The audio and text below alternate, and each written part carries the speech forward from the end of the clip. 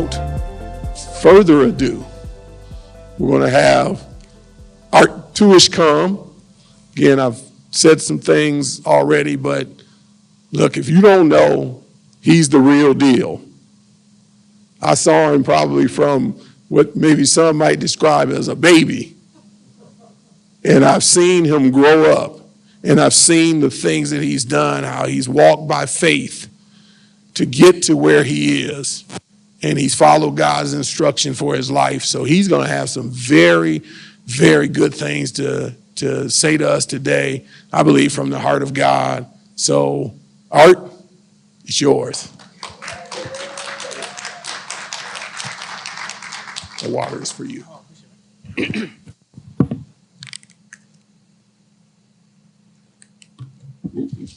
Randy's not lying. He saw me from probably day one. I just graduated college, moved back. Well, I actually grew up here, but I was going to college in Detroit. And when I came back, my wife, who, if you ever want an example, if you ever want a side story, how to break out of the friend zone, come talk to me. Distance helps, but I knew my wife Jenna for 5 years, but I was away at college, back and forth, all over the place. But anyway, Randy, you even got to see that courting period too, Randy. You were part of that from day one too. Most of our dates were on the streets of Lansing ministering to people. So you really get to know what's in somebody's heart when you're out there talking to people about Jesus. So let me pray real quick. Father, I thank you for this opportunity. I come humbly before these people just with, not to brag anything about me, Father, because it's been all about listening to you, hearing what you had faith that we could trust you to do in our lives. And I just pray that that's the message that people hear today is how we listen to you, how my wife and I listen to you, how we came into agreement to follow every word you gave us through the battles, through the huge leaps of faith, always trusting that we'd land in your hands, Lord. And I just pray that that's what comes through today more than anything else. In Jesus' name, amen. So, Randy, you have been basically on the side watching all this happen for 20 years. And Randy and Karen are dear friends of my wife, Jenna, and I. Let me get my notes back up here. As I was preparing for this, for about a month now, preparing for this, I don't feel like I can set the stage right without giving you guys a story of what Jenna and I walked through for 20 years. Because that really was the foundation. And as I was praying last night, the word I felt like God gave me was, you don't have King David moments without Shepherd Boy Davids. And so that was kind of our story. I mean, for years, we were coming up. We had big dreams. I look at my life, and I don't know where I got it from. Ellie and I were talking about this about a week or two ago about where did I get the passion to believe that God could do the big stuff in the Bible in our lives today? I can't really pin down where it came from, but I'm glad that he's put that in my heart that if he has something big to do, I want to do it. I want to be a part of it.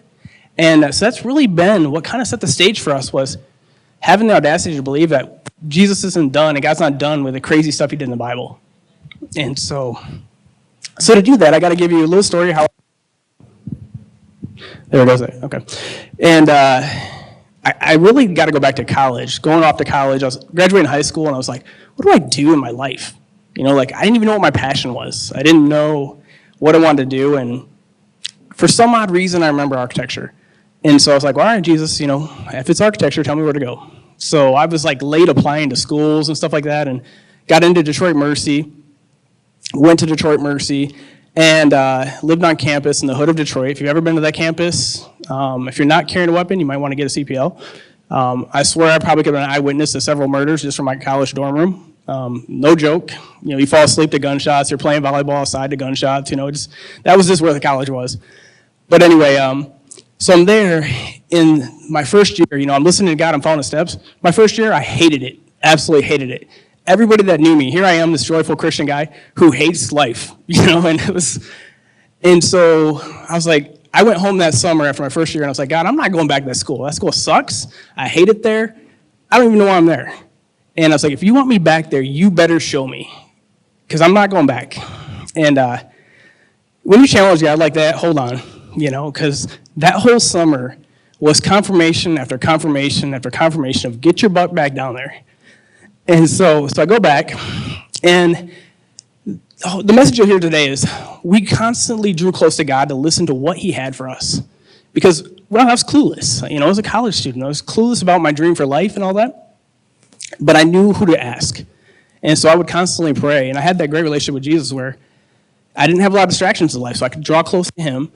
And I would hear things, and you're questioning my hearing, you just got to trust sometimes. That's the only way to know God's voice is get to spend time with him in his word. He's not going to contradict his word. And sometimes what you hear isn't always easy to know because go to Detroit Mercy is not in the Bible anywhere, And so you just got to trust that you hear his word. And so I go off to college, and it was a 5-year program, so I spent 5 years there. The next 4 years were incredible. The foundation that God put in me, that was where I got introduced to being mentored. I got very involved with Campus Crusade. And if you're in Campus Crusade, they're going to mentor you. But guess what? You're going to do some stuff too. It's not a free ride. So you're going to be out there talking to people about Jesus, which that's the cool thing to do on college campus, right? Especially when they're your neighbors and you live in the dorms with them, But that was life, and I was thankful that, God put me there because that became the foundation that, later led me to doing a lot of street ministry with Randy and Karen in some of the early days. I'm trying to go fast here because I'm going to give you the highlights because you're looking at 20 years to set the table for where we're at today. So I graduated college, and I came home, and I was actually telling Vanny about this moment here because she actually is friends with my wife's sister. And I remember coming home from college, and my wife, Jen, and I, we knew each other for 5 years. I irritated her basically for 5 years. I was that annoying friend in the group. But anyway, I always liked her, but it's just never the right time. And so I come home, and we always used to get together with friends. And for whatever reason, everybody bailed on us except Jen and I. So I went to go pick her up. And I still cannot forget the moment. Even today, I can see it vividly in my head. Her coming down the stairs at her house. She didn't even say a word to me yet. But I just knew she was different. And I laugh about that because it's like I felt like I was in a movie for like slow motion. But it was. We had both matured separately. And we were now ready for each other, and it went from 9 months later we were married, so it moved fast after that. But so anyway, so I've graduated college. I'm in architecture, and this is kind of funny. So I'm in a degree now. Now I hate it. I'm working every day, and I hate it. I'm like, God, this is terrible. Like, why am I here? Like, I don't want to do this for the next 30 years of my life, And actually, let me back up. There was one word he gave me in college. At my lowest point when I was at Detroit Mercy, I'm in the architecture studio, and it's like a big room with all the desks that we're all drawing our projects on. And I'm like, God, this sucks. I hate being here. I just hate being here. You need to tell me why I'm here because I don't get it. And so I'm there, and I feel like he said to me, I'm preparing you to go before kings and queens. And I'm like, I laughed. I'm like, you see where I'm at, right? Like, architects don't go before kings and queens, And so I wrote that down and I just kind of scoffed at it but I never forgot it. It was one of those moments where you just never forget that word. And so we graduate college. I'm working in architecture, and I'm back to this moment of I hate this. I can't do this for 30 years. I'm not going to do this the rest of my life, And I'm praying, and point now, having a spouse that you can agree with in prayer is critical. And that's one thing Jen and I learned early in our marriage was we're never going forward unless we're in agreement. Now, I was laughing because last night I was talking to her about this, and she's like, how come I always feel like you're waiting on me to be in agreement? And I said, no, that's not always true. I said, but it's important. And I'll come back to this point in a little bit. But so we're praying. I'm like, Jen, I can't do this for 30 years. Like, this is draining me. I feel like God's got more for me. And one thing I've learned, I thank God for Pastor Dave and the teaching here. I mean, I basically grew up at this church from like 23 on. So 20 years now, yeah, because I'm 43 now. And one of the things that I learned was having patience. Just because you know you're called to something doesn't mean you go right away. There's a seasons of growing and preparing. And so my wife and I always had our passion that drew us together was missions. And I almost actually went on staff with Campus Crusade for Christ. I was accepted. I was at the point where they're like, go raise your funding. But for some odd reason, I can't even pinpoint what happened, but it just fizzled for whatever reason. And so here are Jenna and I. We're married. We've got a heart for missions. We're out doing, street evangelism. We're out doing, ministering to people in our communities where we're at. We're learning a ton. We're like little sponges. We were soaking up everything we could. Every opportunity to learn, we were soaking it up. And, speed up a little bit. We're praying about what do I do with this situation in front of me of hating my job. And we're praying, and we both felt like God said, go into construction management. I'm like, I didn't even know that was a career you could go into. And so we're praying about it, and I'm like, well, where do I go, God? He's like, Michigan State. And I literally, like, this is what I'm feeling. Like, and so sure enough, I look at Michigan State. They've got a construction management program. I didn't even know it, And so I go there and ended up, while I was going to school, I was like, I can't keep doing this job, though. Like, this job is draining me. And so this is what's so awesome about God. God gives you, like, the cliff notes to shortcut you where you need to go if you just listen. And so I'm praying one day, and he's like, reach out to Wieland Daveco. And I was familiar with them because they did a lot of work with the architecture firm I was working for. And I call them up, and I don't even remember how I approached the conversation, but I said, is there any opportunity to work with you guys? And they're like, no, not really, not for entry level, And I hung up, and the Holy Spirit's like, pick up the phone and call them back and ask them if there's a way you can create a position. And I'm like, they just told me no. And so I call him back up, and I remember talking to a guy, Kevin Shaw, and I said, Kevin, is there any way we can do something creative? I said, I'm going to construction management school, so I'm studying to do what you guys do, but I have a degree in architecture, and you need architects. And he's like, let me get back to you. President of the company calls me back and said, we'd be willing to try to create something, So they built a position just purely by me pushing through on the word God gave me. And so I ended up going there, and that was when I really felt like I was starting to go down the path like God had for me, because I was enjoying life now. I grew up in construction, so to be back in the construction field was nice, and I really loved it. I met Todd through construction management in that career. So now, I'm in a career I like, but our life's still a mess. Just because you're doing it doesn't mean everything's in order now. So Jenna and I were financially a mess. We just didn't know. We were young. I still laugh. Our first year of marriage, I don't know how we lived off $30,000 as a married couple. But one thing I stood on, I heard Pastor Dave say one time was, and he used to pray this over the offering every time. I don't know if you guys remember this, but he'd pray that, Lord, for these tithers and givers, I pray that you increase them 20%. Bring 20% increase. That's been the story of our life. Since that moment, standing in faith on a word with him, we've financially grown 20% every year.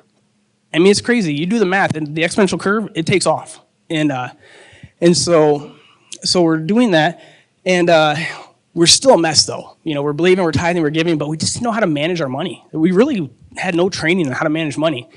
And so Club 52 launches, and one thing I love about this group, the first time I came into this, I'll get back to my point in a second, when they first met in person, I walked into the room and I smiled, because out of 16 people in the room, 8 of those people mentored me in life to get me where I'm at today. So we were a product of the giving from Randy, from Terry, from, Carl, you've invested in us several times. There were so many people in the room, I just smiled. I was like, this is awesome. These are the people that built into us, trusted us, helped us lift ourselves up. And so we go to Club 52, and, Pastor Dave had a great vision for training people to go places. We were just like, hey, we need out of the hole. We're in a hole that we can't even see the field of vision, because we're so far down in this mess.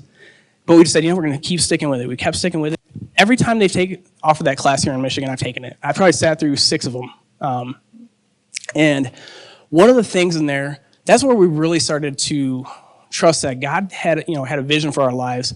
And our heart was always missions. So go back to that's always driven our life. And it's even driving our life today with something that we're working on now. And I remember sitting there, and Jen and I, as we started, we knew that our heart was missions, but we didn't feel like we were supposed to be missionaries. So it's really confusing if you know your heart's missions, but you don't know how to, you feel like you're supposed to be there, but you're not equipped like that. So we were kind of confused early on in our marriage. And so I remember we're getting this training from Pastor Dave in this incredible church. We had the audacity to try to go to Hawaii to one of Bob Harrison's conferences. This was back in 2004. And we did not, like I said, we're living off $30,000 a year. Maybe 32, 36 by now, whatever it was, It was like our 3rd year of marriage, yeah. It was actually 2nd year of marriage. So I said, God, I feel like we're supposed to be there, but we don't have the money. I said, we need, if this is true, you got to provide. The next day I go into work, Scott Whelan, one of the owners of the company, says, hey, got a small project for you on the side. I want you to draw my house. I'll pay you. He ended up paying us enough to pay for our trip to Hawaii. And so we go to Hawaii, and we want our hearts for missions, and we're still struggling. And I remember one of the last days of that conference, Miles Monroe Bob usually flips the seating arrangement the last day, so Jen and I sat front and center. Miles Monroe's right here. Here's Jen and I, front row. He's practically spitting on us the whole time, We couldn't get enough of it, And he looks down. He's talking to the whole crowd, but he looks down. He's like, you know what? He's like, you're called. He's looking right at us, but he's speaking to everybody. And he's like, you're called to missions, but you're not supposed to be missionaries. He's like, you're supposed to be kings and queens in the marketplace, because then you can send 100. And from that moment forward, the confusion was gone. We knew that, okay, we're called to business, but now we don't have a business. Now what do we do, And so we're trusting God, and that's when Club 52 actually kicked in. So I jumped ahead a little bit in my notes. So Club 52 kicks in, and we're still a mess financially, but we have a vision now, we have a purpose, and we know where we're going. And the great thing about hearing that from Miles Monroe was, Jenna and I realized I was actually eating up every business book I could get prior to that conference. She was on the side of heart for missions, and how do we get there? And when Miles said that, it made us realize we were looking at the same coin, just two different sides. And it put us together like never before. And so, accelerating forward, we went through, all right, I know what it is. I can't walk back too far. Let's pull this forward. Every time I step back another foot or two, this thing kills. So we go through Club 52, and I love God how he works. You can sit through class after class after class for one critical message you need to hear. And that critical message for us came actually, I think, the second year, I think it was, that he ran it. If anybody went through it, if you remember Simon T. Bailey. Simon Bailey was on stage, and he's talking about, how he used to be an executive at Disney, and he used to do all the public speaking. But he keyed in for a small minute on an exit strategy. And he talked about his exit strategy, a 2-year exit strategy. Well, the next week, we were down at Pastor Dave's condo in Florida, and I was telling Jenna, I can't get it out of my head. 2 years from today, I feel like we're supposed to be out. We're supposed to trust God. 2 years from now, we're done. We're done working for the company I was working for at the time. Great company, incredible. I love them. I still work with them today. But now they, write me checks instead of, But anyway, we didn't know what it looked like, though. We just felt like 2 years from now, we're supposed to be out of that company. And we're praying, and just like, what do we do? I'm like, I don't know. That's been the story of our life. If you hear anything today, we don't always know what to do, but we know who does. And so we just constantly draw into him over and over and over again. We've drawn into him. And I said, well, I just know that 2 years from today, I feel like we're supposed to speak it, that we are done. And so we go forward about a year. I couldn't pinpoint what was happening. Like, I was probably a year into this 2 years. I knew I still needed to prepare. So we were doing the things to prepare. Actually, I was meeting with, incredibly, John O'Leary, Ray Tadgerson, and Rick Brown. Those three men, for whatever reason, kind of came to our side and said, we want to help you. I was like, I don't even know what I'm supposed to do. They're like, that's okay. We want to help you. And about a year in, we started to see some of the dots connecting. And at this point, I had been doing a technology called building information modeling, which is what our current company does. And basically what we do is, all this stuff you see above the ceiling here in mechanical systems, we draw that in 3D. We coordinate it. We're not engineers, but we coordinate it, and we take the engineer's design model and make it buildable. I like to say we're like the BASF. We didn't design it, but we make it better. And that's really what we do. We make it buildable so that contractors can go build it without all the issues.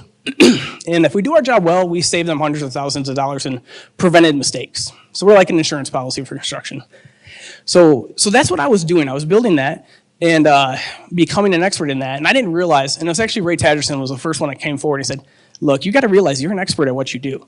I'm like in my late 20s, you don't feel like an expert. You don't have the years of experience to call yourself an expert in my own eyes. He's like, no, you are. He's like, you don't realize it. People around you are calling you that. And at that point, I was finishing my master's degree at Michigan State. I took a 2-year program and dragged it out to 5 years. Anyway, another story for another day. And so as I'm getting my master's degree, Michigan State, comes up to me. These are my professors. They're like, we're not going to sign off on your thesis until you agree to teach here. And I was like, whatever. I've been writing this stupid 150-page document for 5 years. Let me out of here. And I thought they were joking. They weren't. they called me, this was like August when they signed it. They called me in December. Hey, you do realize you have a class starting in January. I was like, what? They're like, I thought you were joking. They're like, no, we're serious. They're like, the students are already lined up. There's like, you got 60 students. I'm like, oh my gosh. So now I'm scrambling, like going to my bosses. I'm like, I didn't think they were serious. And they're like, no, we'd love you to teach. You know, we want our expert to be the one out there teaching the future generation. And so I got into teaching, and still, you know, this is all in that 2-year process where the window's starting to close. You know, we're about a year into this now, and the dots are starting to connect. And so we spent the next year dialing in on how do you launch a business around this? How do you build a business? How do you get the capital? Do you have the capital? Do you need the capital? You know, how are you going to get the software? How are you going to get the computers? Do you need people? What do you need to do? And so we're doing this, and it's funny because I love it. I have Rick Brown over here who's just like, just jump, just go. And I got John over here who's like, hold on, come here. He's like, you know, and so we're talking through strategies. Like, if you invoice today, when are you getting paid? I'm like, probably 90 days. He's like, can you live for 90 days on your current accounts? I'm like, nope. So anyway, so we're praying. And this is where things really start to get crazy, because this is the biggest leap of faith we took in our life to this point. So we're marching. It was interesting, though, that 2-year thing, we did leave 2 years from that moment we spoke about in Florida. But as we're approaching this, we're praying. And I was teaching at MSU, and Lansing Community College caught on to what I was doing at MSU. And they said, hey, we're building a program. We want to build a program, and we need a professor. And I'm like 32, 33, whatever. I don't remember how old I was. Yeah, it was about early 30s. And I'm like, they're like, we want you to apply. I'm like, are you serious? They're like, yeah. I'm like, don't you want somebody that's been down this road before? I said, I taught one class. And they said, no, we like what you're doing. We think you're a good fit. I didn't take them serious. But the application window came, and I applied. And, 6 months go by, and they call me back, and they're like, we want you to come in and interview. So I interviewed. And now, this is like August, and classes start in like 2 weeks. And they're like, okay, we're going to hire you.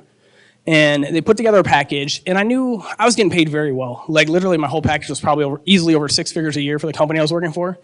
I had stock ownership in the company. I had great benefits. I had a decent salary. And this is so LCC approaches me, and they actually put an offer on the table that could match my salary. But I was giving up all the stock ownership. I was giving up all the bonuses. My bonuses were ridiculous. Every year I was getting a five-figure bonus easily. And bonus was cash. Would go on top of my salary, and then they'd give me another bonus on top of that. It was usually another 5 figures into ownership of the company and retirement account. So, as a young guy, that was pretty impressive. And so the college makes me an offer, and it's okay. We felt like God said, we even questioned God. We're like, is this a step to take? And he said yes. And we're like, well, we even kind of questioned, because we're like, look, I'm over here at Michigan State. This is international. People see this. LCC, it's kind of like under the table, like over here somewhere, We always used to joke about Last Chance College. And I'm like, God, why would you pull me from here to here, And he's like, that's what I want you to do. And we both felt it. So we accept the offer. My phone call comes from the administration of LCC. We're sorry to tell you, but they made you an offer that they can't make. I said, well, what are you talking about? And they said, we can only offer you $56,000 a year. So they took the offer down $16,000. And I was like, whoa. I'm like, we're walking away from 2/3 of our income, and there's no plan for Jenna to go back to school. No plan. I mean, she was a stay-at-home mom at this point, and there was no plan for her to go back to work. And so we're praying about it over the weekend, and the word I kept feeling from the Lord was, this was coming before I told you. And so I'm looking at this, I'm like, Jen, I don't feel, like in the natural, we're like, we can't do this. It doesn't make sense. And so we prayed about it over the weekend, and I still remember the sermon to this day, because Pastor Kevin was walking around talking about how when you're connected to God, you're in the safest place you could be. And the analogy he was using was like a rock climber climbing up a mountain with a rope. The only thing saving their life is a rope and a carabiner. And he had 4 carabiners that he had in his hand. He's like, I've got 4 people that feel like God put on our heart. And so I'm like, he's going to come talk to me. And sure enough, he walks right up to Jenna and I. I'm trying not to cry. The camera's right here in my face. And sure enough, they're zoomed in right on me. And he's like, whatever you're doing, he's like, you're on God's heart. And he wants you to trust him. And so now, I'm trying, I know I'm crying, but I'm trying not to. And so we accept the offer. The next phone call from the college was administration again. You're seriously going to accept this offer? Like, aren't you guys trying to hire me? And they're like, well, because actually the dean asked me to give him my whole financial package so he could make a case for paying us better. And they're like, we've seen your numbers. Why would you walk away from like $140,000 a year for $56,000 a year? I said, well, we got some stuff we're working on we're believing for. They're like, would you care to elaborate? I'm like, no. Because they didn't have the faith that we had at this point, right? So it didn't matter what I said. They were looking at it naturally. So we take the offer, and this is how amazing God is. It drives me nuts how he provides when you need it instead of ahead of time, So we take the offer, because some of the decisions would be a lot easier if you could see the provision coming, right? Like, hey, there's the money truck coming down the road. All right, I'll go, And so we make the jump, and almost immediately, within the first 2 months, we had contracts in place through our new business collaborative to pick up every dollar we walked away from. And that was just the beginning. And what we saw that leap of faith was crazy. To walk away from 60% of your income or more, I don't even remember what it was. But again, it's one of those, the theme of this today is hear God's direction and then step out in faith. And I'll tell you, that was probably the best decision we made because there were so many freedoms that came into our life at that moment. Freedoms to make decisions. I was still teaching, okay, so I wasn't completely free. But I saw the provision, and actually God gave Jenna a vision of what our life would look like if we trusted. And she shared a little bit with it, but I can tell you I didn't grasp the vividness of it. That's what I love about my wife. I can make a decision, and we won't, like I said, we won't go forward without being in agreement. And God speaks to her through giving her a vision of what her life's going to look like. A lot of times it's simple for me is, I need you to do this, and I don't get to see the pretty picture she gets to see in her head, I wish I could, but I love that we come in agreement. And so we step into this. We always knew teaching at LCC was first season, and this is what I want for you guys. As you're trusting God, there's going to be so much favor on your life. I've seen that in so many people in this church that are stepping out in faith. God wants to do incredible things, and that's why I put this thing in front of you guys today. This was a book that was given to me a while back, and as I was reading this book over the last year, I had to print this out and put it on my wall because there's so many things in here that are true. Like, God wants you to succeed. I'm not going to read every one of them here, but you have to be determined, though, that he's on your side. And you got to, so for us in our business, I've told people that come into our business, I'm jumping ahead. Let me wait for that. But so long story short, I'm at LCC for about 5 years. Collaborative's growing on the side. We're finding favor after favor. We actually had the fastest growing program in Lansing Community College. I don't want to say history. I don't know about that, but I had the attention of the president of the university. He didn't say it, but it came down the chains to my boss that whatever you're doing, keep doing it. And we were just, it's funny because we were just trusting God. Like I bucked so many trends in academic history like that. You shouldn't do this. You shouldn't do that. Like I did my own marketing. They're like, we have a marketing department. I'm like, well, I haven't seen you go to any high schools talking about construction management, so I'm gonna go. I never read my union contract, and I would get flagged on that all the time. That you're not supposed to do that. The union says you're not supposed to do that. I'm like, I don't care. You hired me to build a program. I'm here to build something. I'm not worried about that. I'm here with one vision. And so God used us to do some incredible things. And again, it was always him. So I worked in the West Campus right across the highway over there. And and while we're doing this, the Holy Spirit's giving me put your entire program online. And I was like, we're a construction program, how do you put all this stuff online? This is, we're teaching people to be hands-on, we're teaching people how to manage multi-million-dollar projects. And so I listened, and my bosses are like, no, you're not doing that. This is a trade school, we're hands-on, we're a technical school. I'm like, I just feel like we need to be online. And so he's like, well, you can try, but it's completely around your neck. If it fails, You're digging your own grave, you know? So we do it online, and we went from 15 students in the class to maybe about 10 students in the classes, but 40 of them online. So we went from 15 to 50 students overnight. And they're like, whoa. And then but again, the thing is, I'm going to, because I don't want to keep taking all the time, but it was just listening. All these things, people are like, how'd you get that idea? You know, and it's like, I could tell them we prayed, but like one of the things I had to do was I had to change the image of a 2-year degree. It was a new degree. It wasn't even a degree before we built a program to do this. So I had to go to these big construction companies in town and say, hey, there's an option for a 2-year candidate versus the 4-year. Just want to make you aware. And nobody wanted to hear it. Like, I'd call the HR departments. They're like, we like reaching out to MSU for their 4 years. We like these, you know. I'm like, all right. And so the guy gives me a strategy. Put all those companies on your advisory board for your college so that they have to be invested in what you're doing. And then he gave me the idea to work with find a local project every year. So I reached out to like Scott Gillespie one time, and we actually put students on the project. And the Holy Spirit's like, now I want you to get the advisory committee and their companies involved with analyzing your students for their midterms and their final presentations.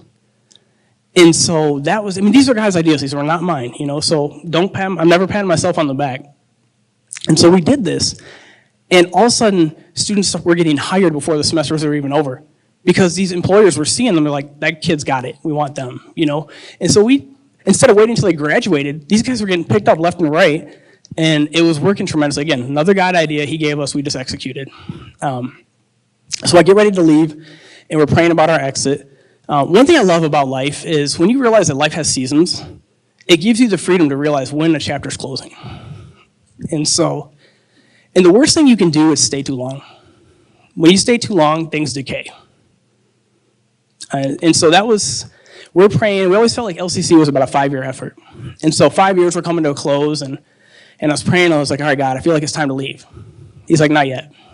I want 1 more year from you, and I want you to set the table for the next team. And he did that to me too at Chrisman. I just didn't realize it at the time, where he asked me to use the last year to set the table so that when I left, they wouldn't miss a beat. And those years are hard because everybody's looking at you as a leader for up to that point. And it's nice to be appreciated. It's nice to know what's going on. To know, for lack of better words, it's nice to have the attention, right? I mean, that's not selfish to say that. And so when I was at Chrisman, I was clearly, out of a company of 150 people, I was like their little BIM, their 3D prima donna that everybody wanted on their job. But God asked me, train Rob, who's the next guy. And in part of that, I had to pull back because he's like, let him get front and center because you're leaving, but you can't tell them yet. And so that was probably one of the most humbling years of my life. And John O'Leary was right there patting me on the back. You need to do this. I'm like, John, this sucks. He's like, you're going to be glad you did. And so having the wisdom of mentors too is critical through all parts of life. I can't tell you, at any given moment, I have at least 1, if not 2 mentors in my life that I meet with weekly. That's saved me so much heartache over the years. And so try not to throw too many nuggets out there that are just sidebars, but John was that mentor at the time, was like coaching me through, you need to do this because you want, and this has become one of the points for my life too, is you want things to grow past you. If it dies only when you're there, how good of a leader were you really? And so that was what that year was at Chrisman. And now I was approaching that again at LCC of 1 more year, but set the table. And that was a little harder because I didn't have authority to hire people. So I couldn't go out there and say, this is a successor I want to build into. I didn't have that authority. But I could do things that in my power to set up the classes I had control over. And so basically I almost put their program into autopilot by the grace of God, through some of it being online. And literally when I left, I had the privilege of knowing one of the professors that took over. He's like, man, your classes were so easy. They're literally like plug and play. And all of the tests would come on certain days. The tests would auto-grade themselves. That was the other thing too. Remember, I'm building a business while I'm building a program, so I'm building 2 things. So I had to make things as easy as possible. In fact, God even gave me the wisdom one time to hire a virtual assistant. And anybody work at LCC? Good, I can share this then. because this would have got me fired. I hired a virtual assistant, and she ran 2 of my 3 classes from Manila in the Philippines. Nobody knew it. I paid for her out of my own pocket, and it gave me the freedom to try to balance 2 things. And I still laugh to this day because she did a great job. She actually spoke English better than me. Like, nobody could ever talk to her, but I would talk to her on a weekly basis. And she was incredible. She was incredible at mimicking me where the students didn't know, because the interaction was email. And she only got me in trouble once, and that she basically called somebody out for crying about something that was ridiculous. And then I had to go in and defend it. I had to defend somebody else that made it look like me, which was fun. But anyway, so we exit the college, and now we're full-time and collaborative, and now we're setting the table. So this is what I really wanted to focus on. We're talking about Christ in the business place. And one of the things God always put on our heart was we could do business different. And I didn't know what that meant. Again, it's one of those things, he gives you a word, and he's kind of waiting for you to draw in to find out, what would you mean by that? And I'm still figuring it out today, but there's been a lot of things that we've been doing that have really changed, and gotten, I don't want to say gotten attention, because we're not doing it for attention. One of the things that he gave me right out of the gate was, this business I never want this business to be more important than your family. And I'm like, okay. Because I've had great mentors over the years that have said, you can become a millionaire by only working half a day. This doesn't matter which half you work. You're still going to put the hours in. And I was like, well, how do I do that and not steal from my family? I don't want my kids to feel like they grew up with a dad that was never home, that was never around. And I didn't ever want them to feel like, we have 5 kids, by the way, so this is not a small number we're talking about here, okay? And so I just had to pray for guidance. How do I do this, God? And it wasn't easy. I didn't do well at it out of the gate. I still remember when it was just a one-man show, working 16-hour days on the kitchen, or the dining room table, kids running all around me, and I'm like, you need to go away. Not my best moment, because I was there, but I wasn't accessible. And it was rough. I mean, looking back, it was like, thank you they were little, and hopefully that didn't scar them for life, but I don't think it has. I mean, we're learning. So he put that in front of us to make sure that that's our mandate for business. And we try to do that with all of our team members that work for us and I've said it several times, if you feel like I'm trying to stay in order here in my notes, but I watch their lives, and if I see stress, I try to attack that stress right away in their lives, because I'm probably causing it. And so, I mean, I'm serious. It's one of the things that on my radar with my team, that's the thing I watch most. I trust them implicitly. Any of them on the job, they're incredible. Well, the ones that we have now. We've had to weed out some, and I'll go back to that point in a minute, but I trust them, and the last thing I want them to do is feel like they're overworking themselves so badly that their families don't like them working for us. And so the mandate God gave for me wasn't just for me, it was to be pushed out for their whole families. One of the things that we do when I interview people, and I've prayed about this, I'm like, God, how do I set the right culture? Because culture in a company is critical. That's what people recognize about your team. And so obviously culture starts at the top, and you got to make sure that you push that out. And so I was praying about this. How do I hire the right people? It's not always about trying to hire a Christian by any means. That having a non-Christian in the office does kind of affect the culture a little bit, but I never felt like God saying that everybody hires a Christian. Not at all. We've interviewed people from Iran. We've interviewed people from Africa. We've had people from China. And actually, in the construction industry, which is a predominantly male white industry, we've had quite a bit of diversity. I mean, we had Ki Chow, Todd actually works with me. We had Ki Chow, who was from China. This guy was funny. He owned an auto dealership that sold exotic cars here in Lansing, Michigan. He would pull up in a Ferrari one day. He'd pull up in a Porsche. He'd pull up in a BMW or a Mercedes. But he had he sold a Lamborghini. He was our intern. And And the insurance company one day were like, who is this guy? I'm like, he's our intern. They're like, no, he's not. I'm like, he's our intern. He just happens to own a car dealership selling exotic cars. But we loved it. We loved the diversity. I mean, we had so many great conversations with Keach Chow. And what did he want us to call him? Tom. We're like, no, we're going to learn your name, your way, because it's important to us. And so we had Keach Chow. We had Titus, who was from Africa. I interviewed, like I said, a guy from Iran. We love the diversity. I mean, I think it made us better for a while, just learning how to reach out to people. Our business wouldn't be successful today we rely on 3 companies in India to do a lot of heavy lifting for us. And the relationships we have with those guys, I mean, we appreciate their culture. But again, we shine forward with who we are. So for example, when I interview people, I feel like the Holy Spirit's like, you know what, just tell them who you are. So when I interview people, I'm like, look, here's who you're getting. You need to know who you're getting, more importantly than what the business is about. I said, so I am a Christian. My wife and I walk by faith. We make decisions based on faith and by prayer. That's probably not what you're used to hearing in an interview, but that's the conversation I have with these people in the interview. And nobody has been offended by it. Nobody's stormed off, It's helped me read some people in the interviews too, because, you can read their facial expressions and how they squirm. But it's never been a deciding factor that we didn't hire somebody because how they reacted to that. And what's been interesting too is my wife and I laugh about this because Collaborative's been around for 9 years, and this has been a 9-year lesson for me.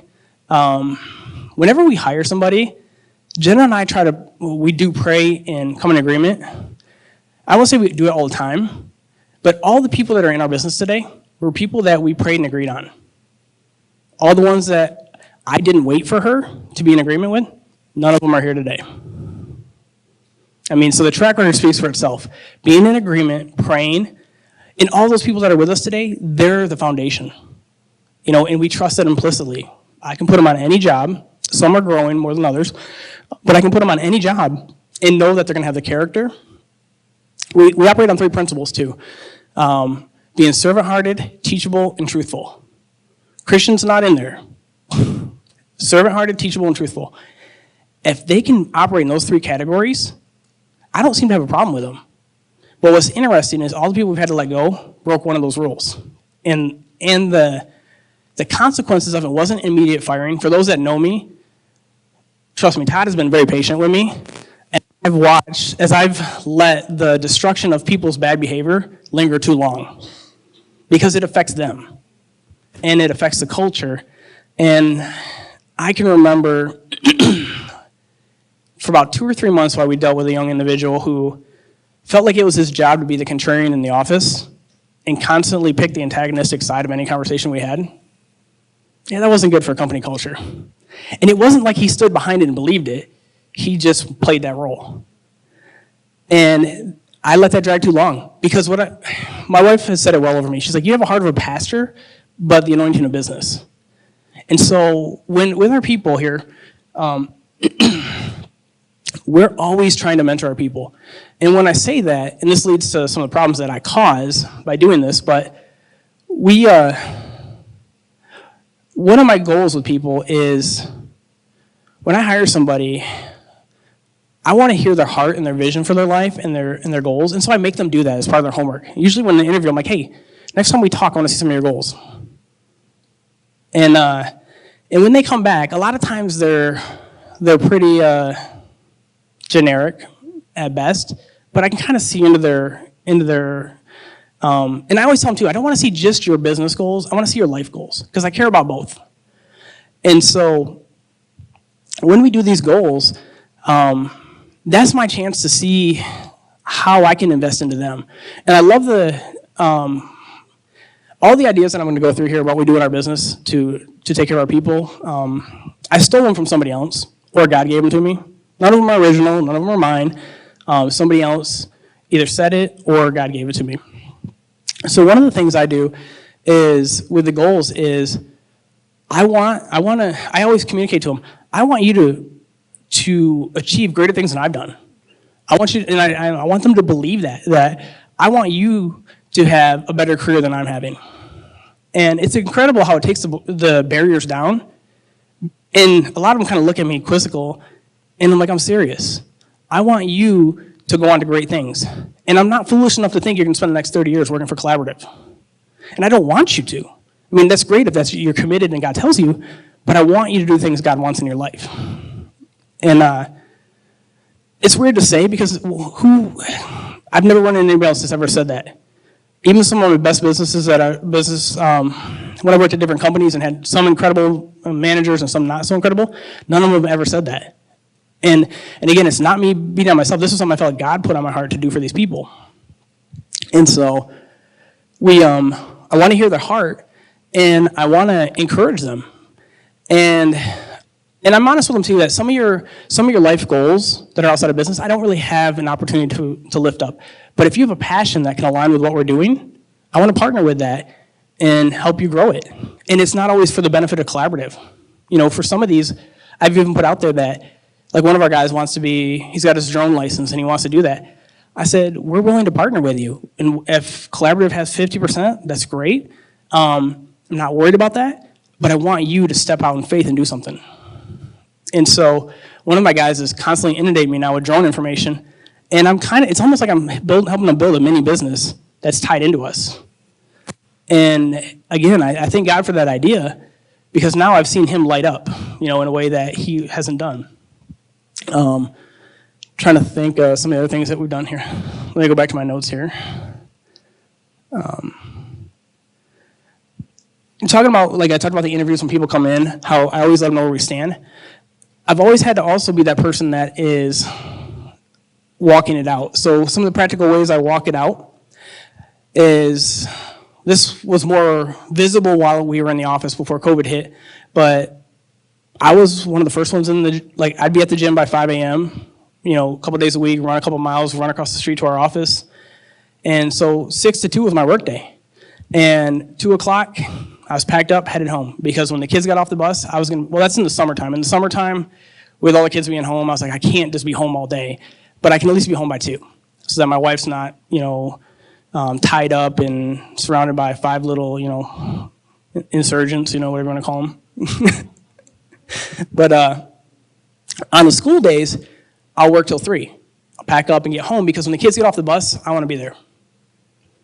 And they love it. I never hear them once complain about me going to work. They just don't really see that side. They know I work. I mean, they see it more now because we're home, which is a challenge in and of itself because how do you shut the computer off? Like we were talking about it before the meeting of, your computer's right there. How do you shut it off? That's not easy. So I'm still figuring that part out. And it's interesting though because now that you're home and you're accessible, I don't want to feel like I have boundaries that go away. Fortunately, I don't have a door on my office at home, so they can come in and go, which is nice. But yeah, I'm a work in progress. So we're figuring that one out. Some interesting things that we stole from some other people, and I took this one from Bob Harrison, was we tithe back 1/10 of the work year to our people. There's roughly 250 work days in a year. We give them 25. And it doesn't, at first I was like, how do you give them 25 days? I'm like, it wasn't that I felt like, it wasn't the thing about being generous, but I'm like, how do you get to 25? That's a lot. And started doing the math. There's already 7, right? You get I have 5 fingers, but there's 7 days. You got 4th of July. Enough, Elliot. You got the federal holidays, right, that you get off, And then I started looking at it, and I'm like, you usually give people at least 2 weeks off vacation. So now you're at 17 already. So now you're just getting to getting to the additional. And I started thinking about it. How much work do you get done the day after Thanksgiving? None. We give it off. So we said, well, we'll give them that one. I think we actually gave them off do we give them off the day before Thanksgiving too? The funny thing is we always forget about them. We actually had to assign it to Tawny in our office to say, hey, make sure we don't forget we're supposed to be off on certain days. And she's really good at it, and she has fun with it. But the week between Christmas and New Year's, we give it off. We're like, you know what, you don't get anything done anyway. So we give them that too. And in our world, that's the 1 week we get to really recharge. Because everybody is, construction job sites are shut down most of the part anyway. So we give that off. We pair every major holiday with another day, and then I think we do another 1 or 2 here or there, but That's just something we do. And you know what? It's like, part of me is like, it wasn't struggling with generosity, but you just question as a business owner, is this a bad move? And it hasn't been. In fact, we don't even realize it. The morale has accelerated, and I don't think it's just because of that, but little things like that happen. One of the other things we did, I never wanted contention between our team and myself on what they get paid. So one of the things we did was we tie everybody to commission, which is really unheard of in our industry, especially entry-level people. We're like, no, you're part of this too. And some of our younger people don't fully grasp it, but then we got people like Todd here who, I won't talk about how much we pay Todd, but he's earned every dollar of it, and he goes out there. I love it, though, because he gets to get as much as he wants. It's like he gets to, the fish he catches, he gets to eat too. And I want him to excel, because as he succeeds, the rest of the team, he's helping the company succeed and the other people. Todd knows it better than anybody. He's our vice president, that every time he wins, it helps the other team too. And he knows my heart, so he knows I'm not like, hey, Todd won, I get a bigger bonus. It's never been about that. I always trust God for that, and he's always taken care of. So these are some of the things we're doing. Do you have to do all these things? No, but this was just what God put on our heart to do. So those two things alone are more than enough to make people happy, but it takes the contention away between what I'm paying people, because they can go out and get more. There's nothing stopping them from getting, and these bonuses, they get them as the checks come in. It's not like you just got to wait till the end of the year. When we get the check, they get their commission. I purposely spend a lot of time trying to develop them. We talked about the goals. I try to mentor my team too. This has been harder with COVID, but this is what actually Todd and I have been talking a lot about this. With COVID and us not being in the office, one of the things that we miss dearly is probably the conversations, the heart-to-heart conversations that happen, learning about their families. Just hearing about, like Cole, they just had a little baby Hazel about a year ago now. You just don't hear those stories. You don't get to learn about their families, So those are some of the challenges. But that's important to us, is getting to know each other, learning about their families, just the rubbing shoulders and the camaraderie that comes with it. One of the things that, if you've been around Vanny enough, we did this. When COVID hit, before COVID was coming last year, or 2000, if you've been around the church, you probably saw my testimony on screen about how God gave us a word for our business that this was 2020. This was the beginning of 2020. God told us, I want you to believe for your company to increase 3 times this year and double your staff. And I was like, I'm watching the news and COVID's in China. And I'm like, I'm definitely not telling the team this, And couple months go into the year, so we're approaching March, and now it's becoming a real thing that COVID is coming to the United States. And I could feel that our team was getting nervous. And I knew what God told me, and so I'm looking at, nothing God tells you makes sense in the circumstances, first of all, right? And so I'm looking at this, I'm like, they're shutting countries down in Asia. Common sense tells us that's what's coming here too. And you're telling me we're going to have 3 times the year we had last year? And so March comes, everybody's getting nervous, and God's like, tell them what I told you. I'm like, no. I'm not, I'm never that guy that's like, here's what the Lord told me. It's just, that's for me to walk out in faith. But he's like, no, I want you to tell them. So I told them in one of our meetings, I'm like, guys, here's what I feel like is going to happen this year. And I don't think I put it under the circumstances of God told me to tell you this, I said, I feel like we're supposed to triple this year and double our staff. And none of it made sense, especially with what came the next month, when the market crashed and when people were, businesses were being shut down. And I think, was it Hotel Eddystone kicked off right after that, right around that time frame?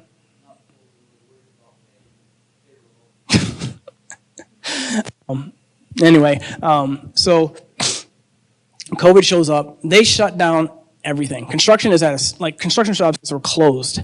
And it was interesting because I didn't realize how we were positioned. First of all, we were positioned to trust God. We always keep our business tied to trusting God too. So we're always giving from our business. That's something that I always do, is make sure we're tithing out of our business. And I make sure that people know that too, like not to brag about that, but because I'm so confident that because we're tithing out of our business, that we're under his protection. That's the message I'm trying to get there, is that you guys don't have to worry. We're trusting God. We're trusting God. We're putting our money where our mouth is. He's got this under control. That's a message for me too, because of the last month that we had. But anyway, I'll get back to that. But so God tells me to tell our people this, and I tell them, and then all construction is shut down. And at first I'm like, oh, geez, But what was interesting, because we do virtual construction, that we were the only ones that could work. And construction companies realize this. They're like, whoa, hey, we need you to go 100 miles an hour now because you're the only ones that can work. And they got construction schedules to still keep, and they know that the start dates are getting pushed. So the only thing they could invest in was us. So they're like, you guys go to work now. And so we were like into overdrive almost right out of the gate after about a week as people try to figure this out. And it just went nuts from there. I remember being in Whole Foods, and we had 2 big projects with one company. And we were really nervous because one of the contracts was half of last year's income. And it wasn't committed to us yet.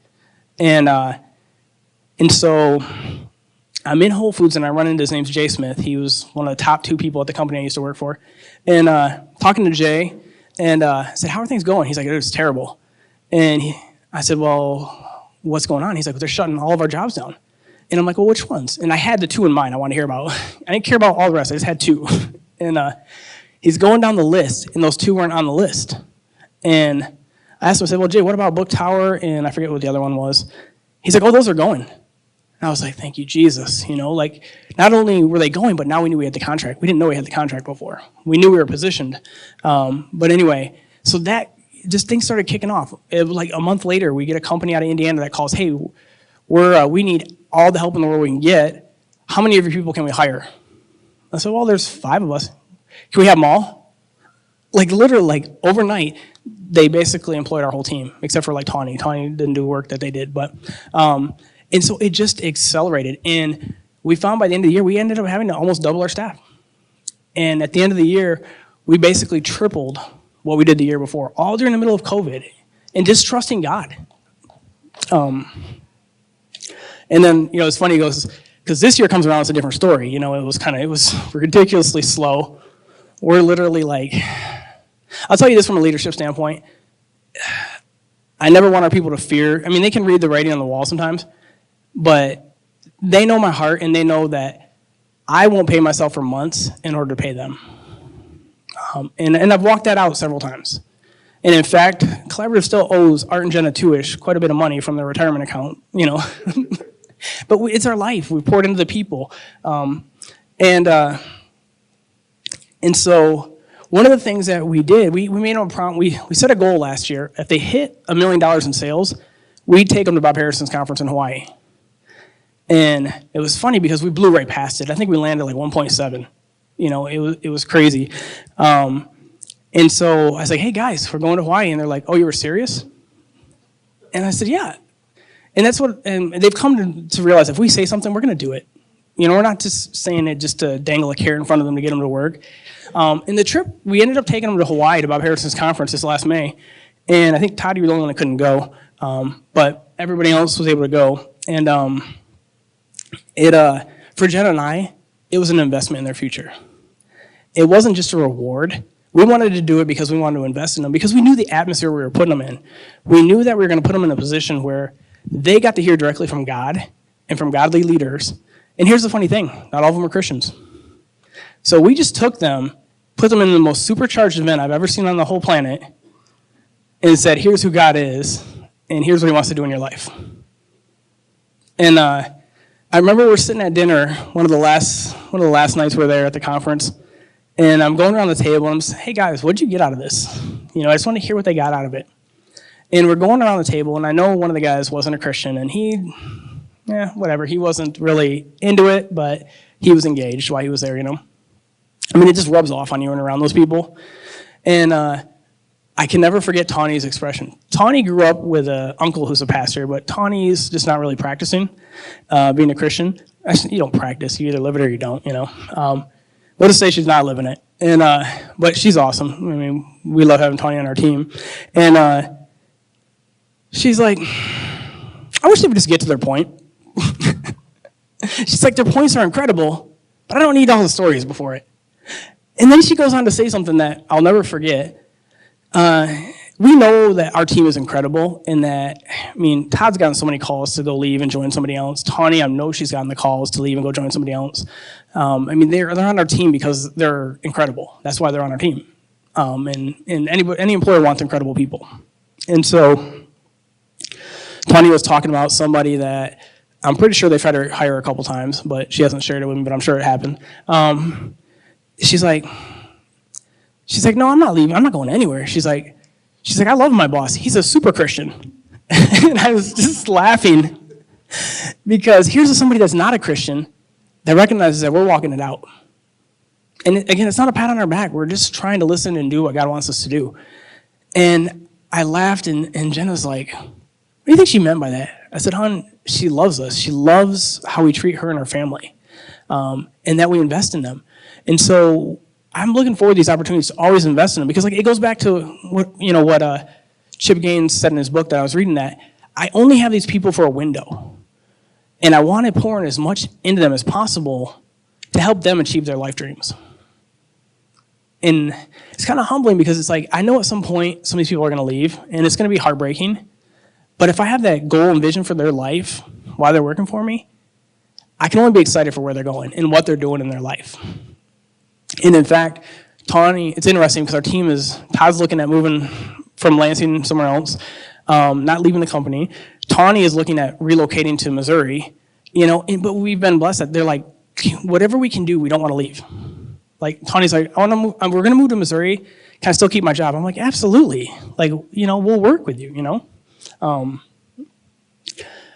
And one of the things, like I've said, that I do with this too is we purposely, we trust our people implicitly. None of them give me a reason to not trust them. Like I said, we're operating on being servant-hearted, teachable, and truthful. If you're doing those three things, I don't have to micromanage. I don't want to micromanage. And I've heard a million bosses say that to me who have then went on to micromanage me. That's probably my biggest fault is I don't check enough, And sometimes it escalates to the point where something goes wrong and now I got to jump in. But I'd rather err on that side than always be in their face feeling like I'm controlling them. Servant-hearted, teachable, and truthful. Took me a while to memorize that one. Again, I stole this from my mentor. Wasn't my idea. I stole it from a mentor.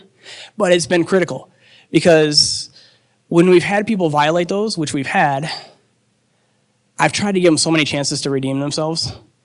But usually they just don't seem to change and honor those. For example, we had one guy who, this went on for about 4 or 5 months, and it was to the point where we just couldn't trust. Like, he would say he was going to do everything he was going to do, but he wasn't doing it. And we'd be like, well, we don't see the files that you say you're doing. And he was working as a sales guy, so he was kind of out on his own, like, you sell, you catch it, we execute it. And we'd always hear all these stories about, yeah, I'm doing this, I'm doing that, I'm doing that. But I'm like, where's your work? Like, oh, it's on my computer. Well, put it on the drive so we can see. After a while, it became evident he just wasn't doing the work. And but by him not doing that, he was affecting somebody else that worked for our company that was doing work for him. He would give them assignments to do, but he would never execute what they did for him. And that was where I was like, oh, we have an issue. Because of your lying, we were paying somebody to do a job over here that was a waste of time because his work never got to be part of a pursuit. And Todd, he's in here so he can acknowledge this. To a fault, I drag my feet too long because I always want to give them a chance to redeem themselves. And I'm sure there's going to come a day where we get some young, teachable people that will redeem themselves. We just haven't had that yet to some degree.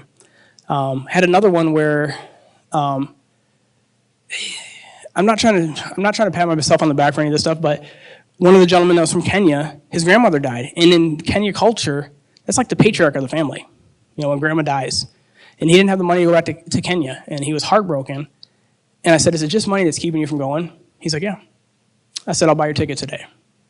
And so we bought his ticket for 2 weeks to go back to Africa. And it was life-changing for him, obviously. He hadn't seen his family in like 5 years. And so when he came back, we loved this young guy, and we wanted to grow him. He was our contrarian. I was talking about the contrarian in the team. And so he would always do things to agitate us, pretty much on purpose.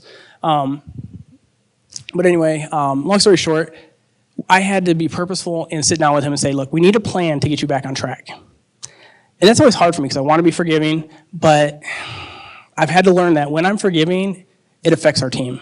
So that's where I've had to grow up a lot as a leader, is say, this isn't easy for me, but enough's enough.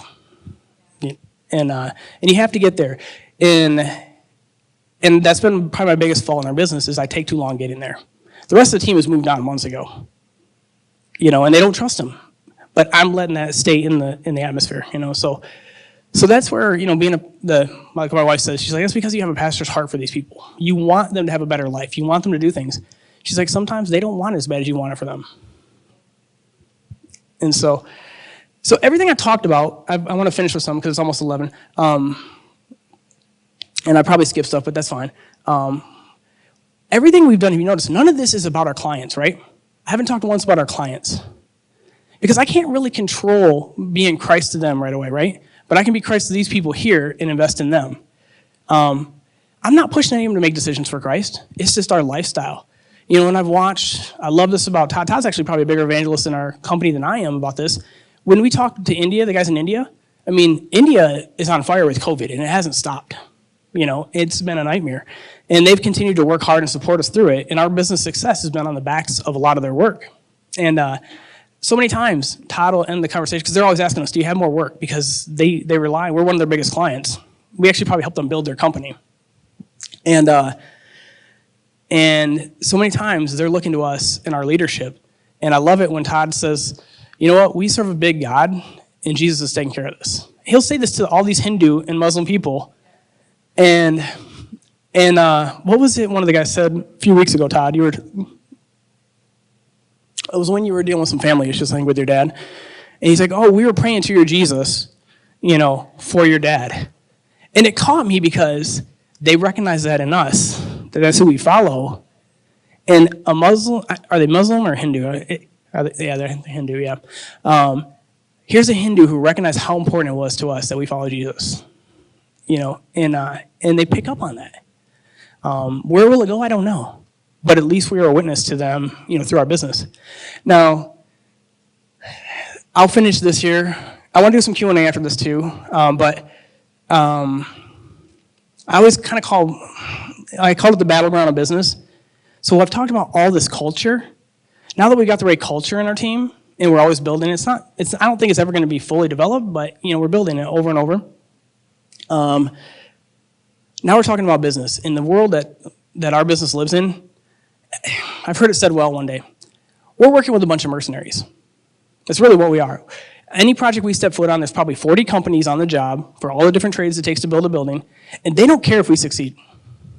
They really don't care. There's no value if they play nice to us and we succeed. They could care less. They're not all like that, but there's enough of them out there. And so I'm going to walk you through 3 of these things that we went through. So I was doing a project at University of Michigan, and I have never been so personally attacked in the construction industry as I was by this company. And actually, it was a guy working for one of our competitors, so I can see every right that he had to try to make us look bad.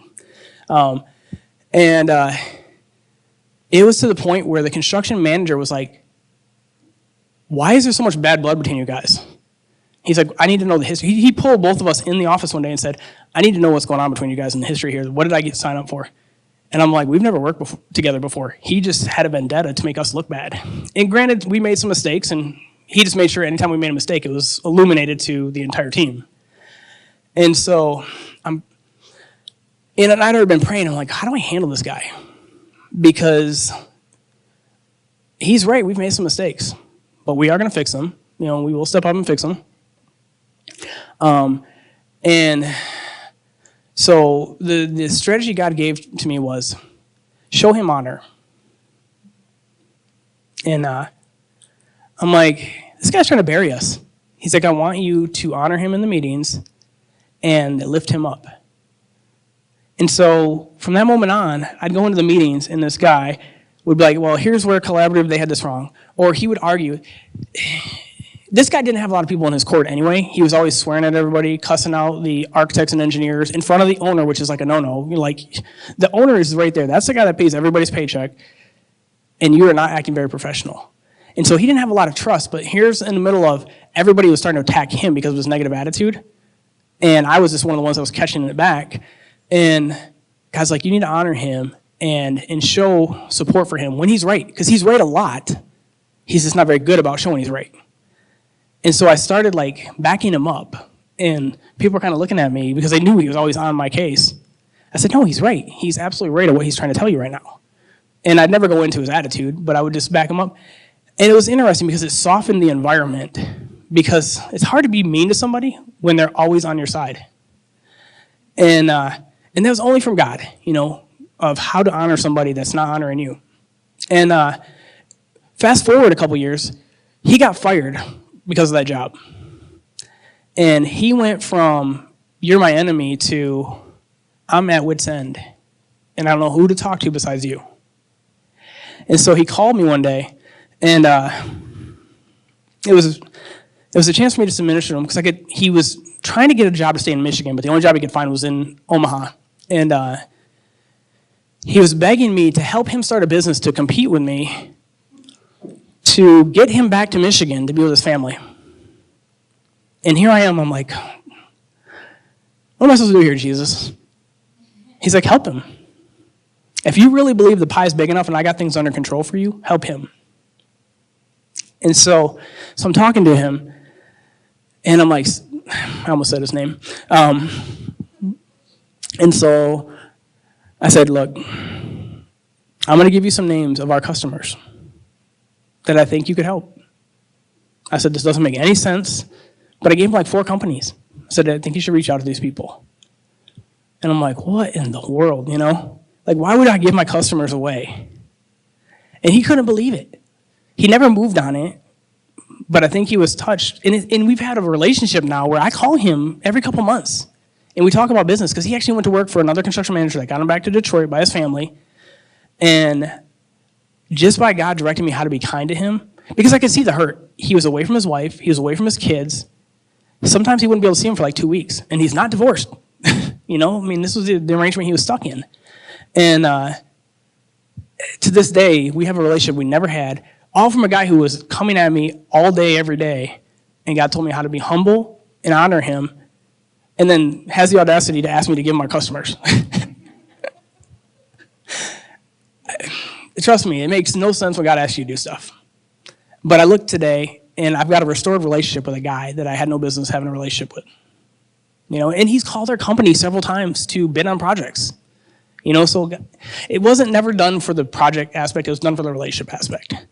And that's what I love too is, and Todd's better at this than I am, and he's taught me many times over the years that our business is about relationships with people. Yeah, they want to work with us, but it's nicer to hear that we connect with them. That we talk about their likes, what they love, learn about their families. That's another small thing that I do, that just to show appreciation to our families. So the families, because we always pay our people well. But God put on my heart to take care of their families too in a small way. So one of the things I did is we went, and I have access to this because I'm the owner of the company, and so I have all their family information.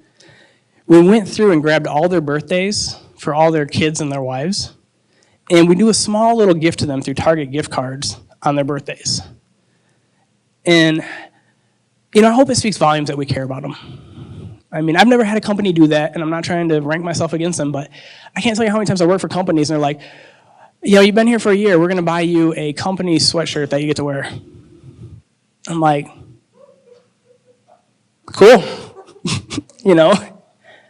So, we wanted to be better than that. We wanted to show we care. And it's not a lot, but it's just the first time it happened, they called me. They're like, did you really send me a gift card for my little girl? Yeah. They're like, wow. And one of the things, too, we do everything we can to protect our people. And that's not always clear what that means. I'm trying to look at my notes here. Sometimes it's protecting them from internal influences. One of the things that we do on all of our employees when we hire them is we do a company profile. And I love these profiles. This is one of my mentors that had me do this. It's like me reading their email. And as I get mentored on how to read the profiles, I know, like I've learned a lot about Todd. And I'm sorry he's here. I was hoping he wouldn't be here so I could elaborate more, but I'm going to do it in front of him. When I first started working with Todd, I thought he had split personalities. And because he would vent to me about something, and then about 3 hours later, we'd have the same conversation on the opposite side. And I'm like, that's not what you said this morning. And what I realized as I learned his profile, I'm his sounding board. And so when he's frustrated, he takes it out on me. And I just let it roll off my back. And he'll say the things he wants to say that he knows he shouldn't say to the clients or to whoever it is. And I love our relationship that I don't judge him for it. I'm actually hearing his frustration. And a lot of times I'm like, just write the email, but don't send it. Like we had this conversation earlier this week. I'm like, just write the email, but don't send it. Let it sit. And I have complete faith that he's going to be professional when he does send the email. And he always has been. But I learned this through the profiles. I learned how to watch stress levels. And that's why I say I watch that more than anything. And this is a little bit harder to see remote now. But for example, when we were hiring Tawny, her stress levels were off the chart. And this profile picks it up. And it was like, and my mentor guy was like, you got to figure something out here in this interview. He's like, you got to figure out if that stress is work stress or home stress. If it's home stress, you can't fix it. If it's work stress, you might be the answer. And so he's like, the great thing about this profile, and this is what, Guy knows these things, like he looks at them and reads them like the back of his hand. He's like, all you have to do, he's like, you can't ask her questions about her home life. He's like, all you have to do is put it in front of her and say, hey, Tawny, it looks like you're stressed. He's like, and then just sit back and she's got the personality, she'll blab it all out. And so Jen and I drove to Traverse City for our last interview with her, and I put that on the table. I said, Tawny, I've worked with Tawny before, so I knew she was incredibly talented. And I put on the table, I said, it looks like you're stressed. She's like, it's your fault. And I'm like, whoa, what did I do? I'm like, you don't even work for us yet. She's like, I had just accepted in life that I was supposed to hone my craft because my boss told me to do that, and there was no future forward. And then you come over here and have the audacity to say, you want to hire me to help develop your business and shape the future of your business. And she's like, and now you put me in a position where I love the people I work with, I just hate what they've told me, and now you're giving me the opportunity of a lifetime to be part of building something, and I can't say no. And so it's been good to watch, like when we hired Tawny, Todd, you were there when we hired her, her husband hated his job, she hated her job, and they've completely flipped to they love what's going on in life. You know, and it wasn't all us, but it was the ability to be there and invest in them. But again, like I watch the stress levels because like I said, when I see their stress levels go high, I got to figure out how to take the stress off of them. Because again, if they're stressed, it's going to come out on their family. Like I said, we're committed to their families. And the last thing I want is their families to feel like they're in a bad position. You know, so we truly care about their families. And then I'll do some Q&A and then I'm going to finish with one statement. So, Randy, you got the mic, right? So, fire any questions you got at me. Yep.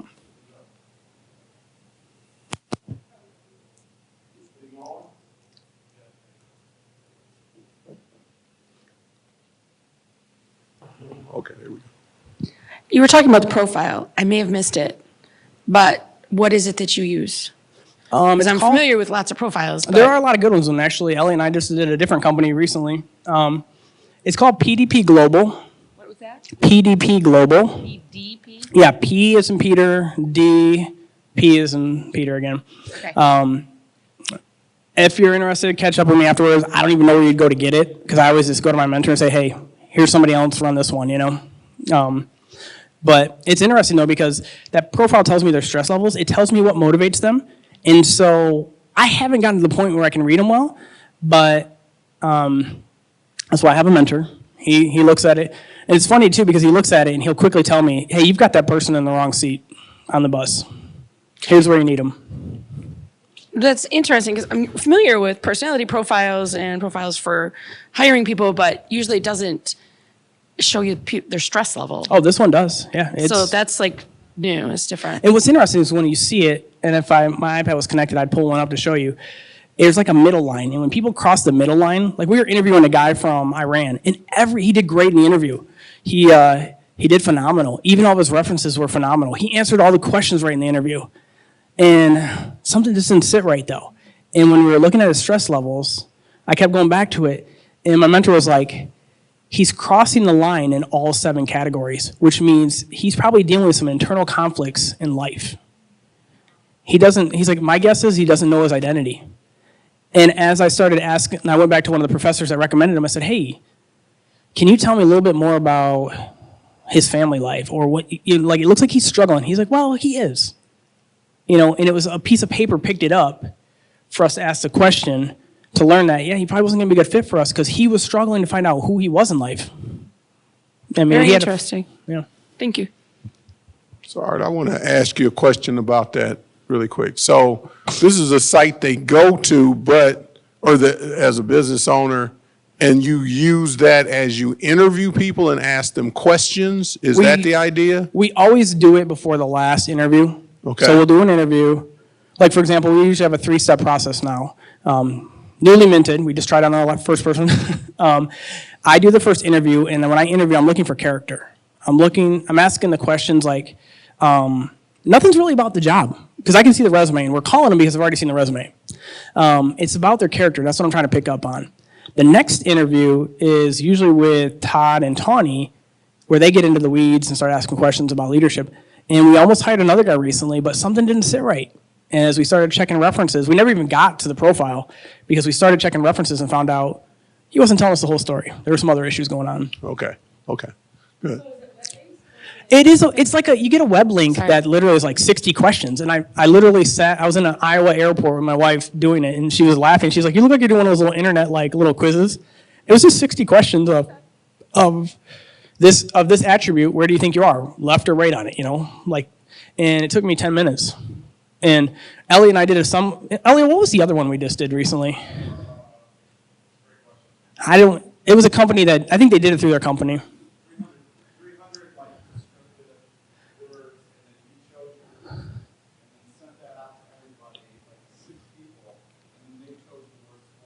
Yeah, that was actually, I liked that. I mean, I'll still use this one, but I think that was through Lyle Wells' company.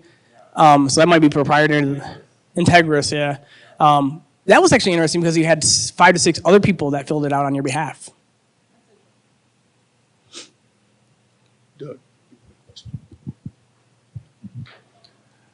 You mentioned that you had different seasons in your life where you indicated that you needed to make a change. What were some of the things that triggered those feelings that you needed to do that, and how would you Let me answer this quick before Todd comes back in, because we're going through one right now. Todd knows this, so if he walks in, it's fine. We're in the middle of getting ready to leave our business, and I haven't told that to the whole team. Todd knows it because he's probably going to become our partner and start taking the leadership of the business. A lot of it's because of God has prompted our heart on something. So last year, all 2020, we're having the best year of our company, and I feel like God's I feel like a little bird in the nest, and he's poking me to get out. And I'm like, what am I supposed to do? This is what I know. And I love, you're getting me into my next thing. I used to get irritated with battles, but I love battles now.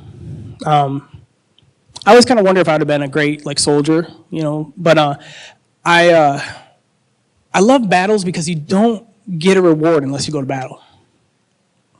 And what I love even more about battle is God always gives me a word before the battle because I need that word to get through the battle.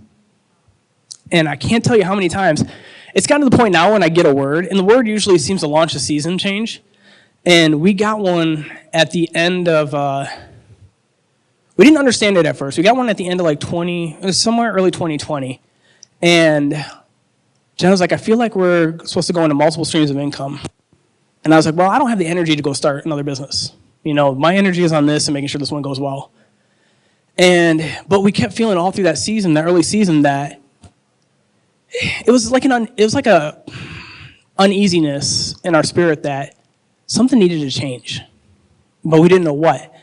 And what I started feeling in my spirit all last year was, God, you've spoken a lot of words over our lives. Like I keep going back to that. I'm preparing you to go before kings and queens.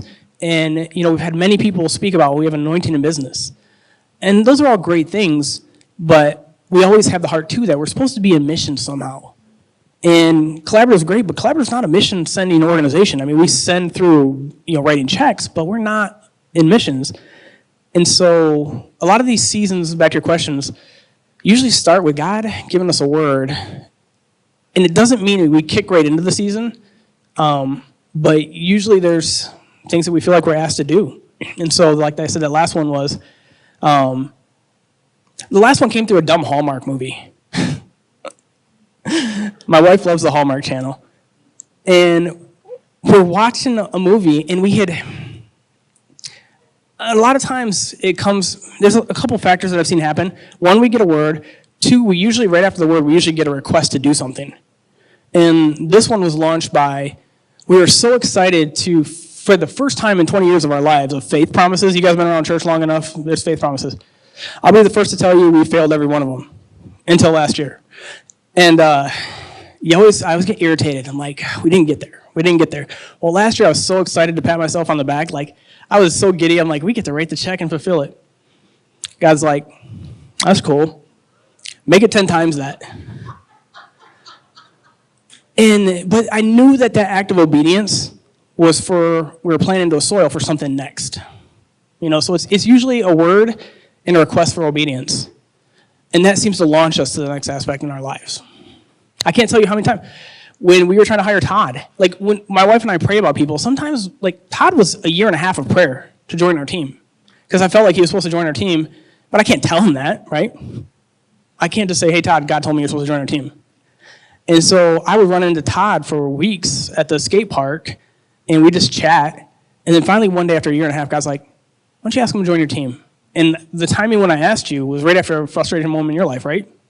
And so we're trusting God for the timing, leadership. That's usually what it is just trusting him and following whatever he tells us. I mean, there's no textbook answer,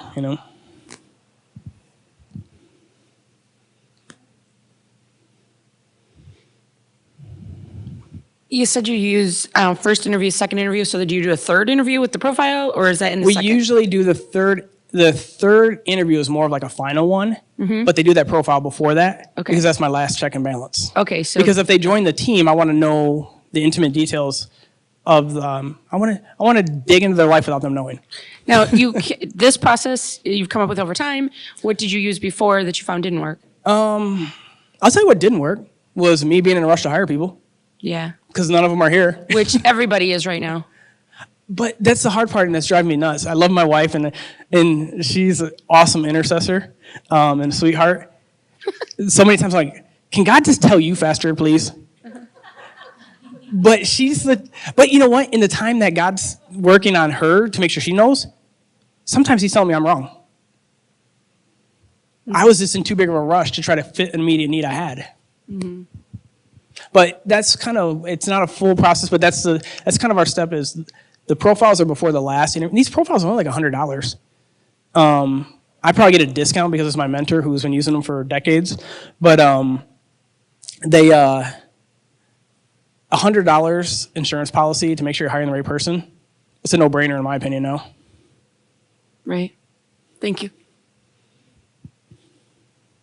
We're done with questions. I'm just kidding.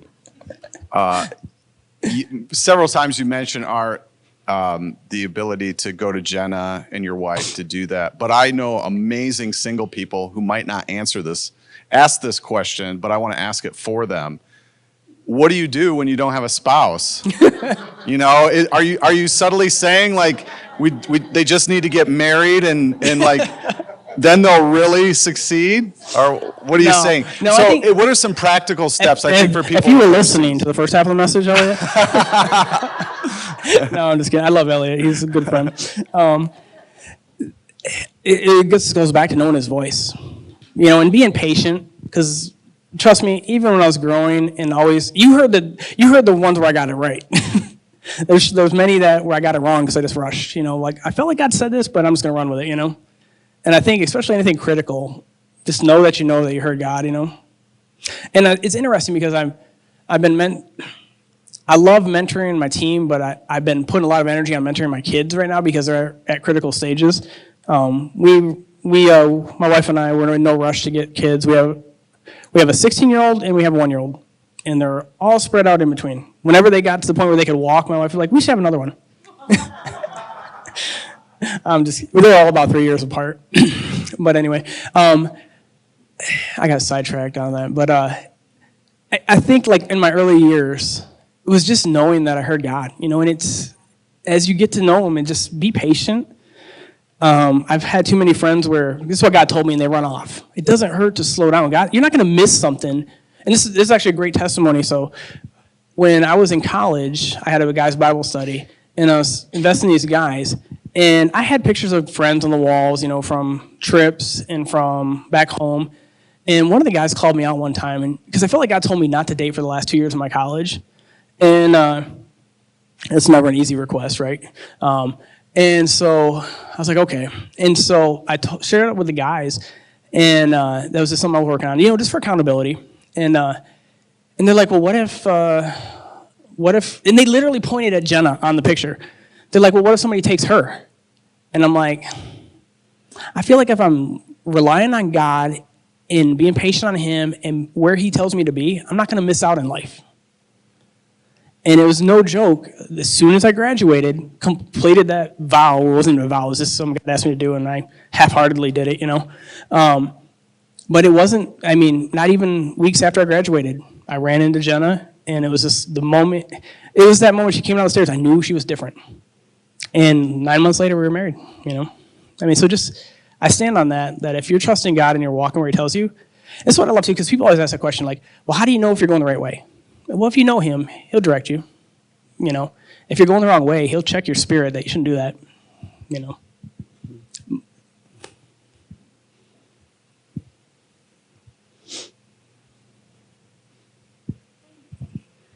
So earlier you were talking about kind of like the work day in the morning, about making sure you can pick up the kids by a certain time. So it sounds like you have balance in your life. Can you talk about like how you do that? And when you don't, like, how is the Lord correcting you to like it sounds like you're doing a lot. How do you have a balance and a rhythm? And what is the cost when you don't? You're asking me, it's in the middle of a season where I don't feel like I'm very balanced. It's not easy. It's something if you really mean it, you got to do it. There's been several times where Todd's like, aren't you supposed to be on your way home? And she has an internal. No, it's not easy. It does take some discipline, and trust me, I don't get it right all the time. There's lots of things that Todd's probably seen me say over the years and be like, you haven't really done that. They're good intentions, and some of them need to be brought back in line to be things I do. I think it's one of those things, as long as you're trying, it's better than not trying. You'll get there. Some things will get fine-tuned. I used to run about 2 miles a day in the morning, and then COVID hit. I haven't ran 2 miles a day since COVID started, I know I want to get back to running or riding my bike, but some things, have seasons. It needs to get back in line, and it's not easy. Right now, my biggest frustration in life right now is the Lansing public school system, and my kids not being on buses, because guess what? I already have a business in life, and now I have 2 trips to and from school to pick up kids because they're not on the buses. You just got to roll with some stuff and get through seasons. Distractions are always going to be the thing, too, that come at you. I'm a very focused person, and when I see stuff taking my attention, it drives me nuts. Like right now, the things that I'm working on, where I'm going, and where collaborative is. And we're building a house in DeWitt, too, by the way, that, they made me go back and do. That's another story for another day. Don't get me started. But they made us do a new building permit. Like, I needed one more distraction in my life to go get a new building permit, right? get that off my plate, There's another one. My wife and I haven't done credit in a long time. Been blessed enough that we've been cash for the last I don't even know the last time we took a loan. We've paid off all of our cars, we've paid off our house, we paid off the land, we've built the house we're building in DeWitt cash free. Granted, it's taken 6 years and we're not even halfway done. But now I got to go get a loan. I haven't had a loan in so long, so part of me is intimidated. Like, I know we got great financials, I know we got this, but I just haven't done it. And now I got to go figure that out, Just things like that. It's like, get those distractions off, It's hard. I don't think I answered your question.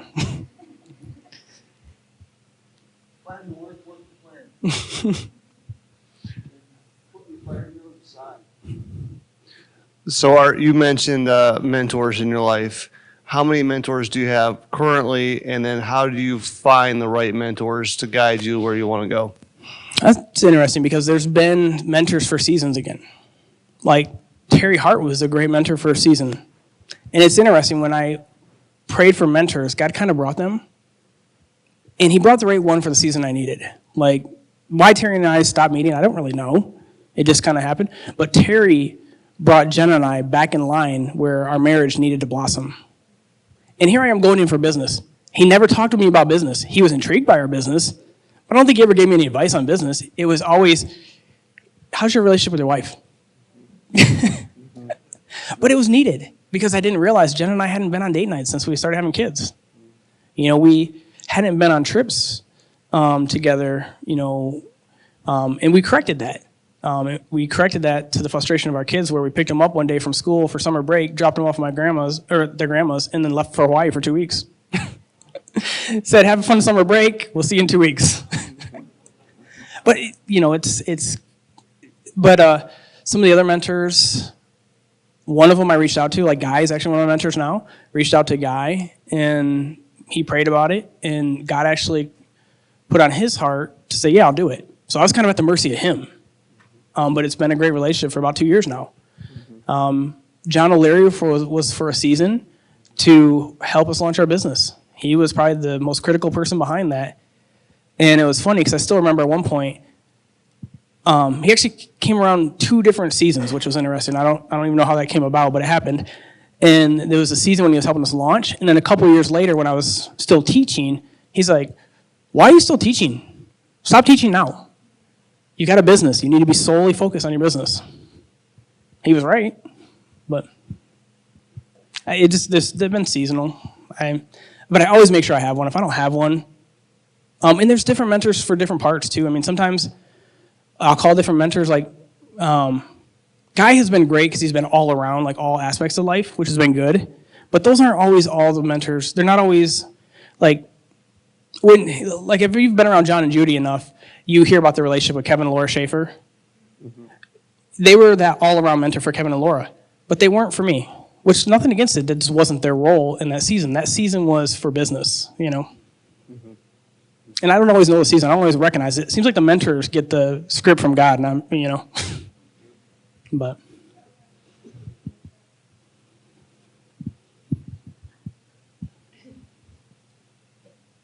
Well, it's a question, a statement. Those that are single, you've mentioned I was married and then single and then now married again. But while I was single, I knew the importance of being connected and asked God to help keep me connected. And I suggest close friends, coworkers, find somebody that is can be iron in your life, somebody you don't always agree with, somebody that can possibly rub you wrong sometimes, but you appreciate and respect and care about, and they can help keep you on track and know when you're off. Because when you're talking to them, they'll be straight with you. Mm-hmm. You don't have to be married to have that. And I did have that while I was single, so I just wanted to share that. But as far as mentoring, one of the things I've heard mentoring, I am 100% about mentoring. I've been a mentor. Mm-hmm. It's difficult when you're a woman in business to get mentored, especially if you're single or you've been divorced. So I don't know that if you can necessarily speak to that, but it is a need. And now I'm not in my 20s anymore. My kids are all adults. But when looking for somebody to be able to be that is very difficult. It is a need that isn't there. No, I would agree with you. I haven't seen a lot of women mentors, and let's.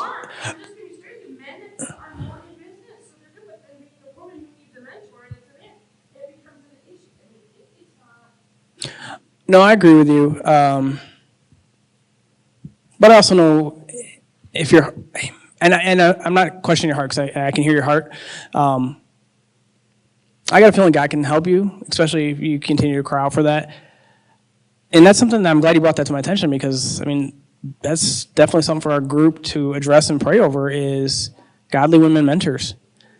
Because there's a lot of incredible women that have incredible businesses that still need help, you know, and need that. The perspective of a man is good. I mean, I don't know if couples can be a mentor or what, but perspective for me, I don't want to just hear from women that are doing it. Honestly, that's not going to help me be successful. Well, that's something that I know is going on behind the scenes of this group that they've been talking about. I'm not on the inner circles, but I know who the people are. And that's something I think has got to be, maybe that's something our group takes on, you know, how to do that. And in fact, I'll speak to that a little bit because that has been talked about in terms of, you know, group mentoring. So where there are scenarios where it just would not be good for a man and a woman, you know, to kind of be doing that themselves for a variety of reasons, you know. There's going to be, you know, we talked about councils. I think King's councils would be one form of it. Another could be, it's a part of that, a group where you're a part of a group and you have a main, you know, facilitator, main mentor, and you might do something, you know, once a month or, you know, or what have you, that can help in that regard. And then you can get a mentor, whether, you know, somebody, you know, seasoned, whether a man or a woman, but in that group, there would likely be both types.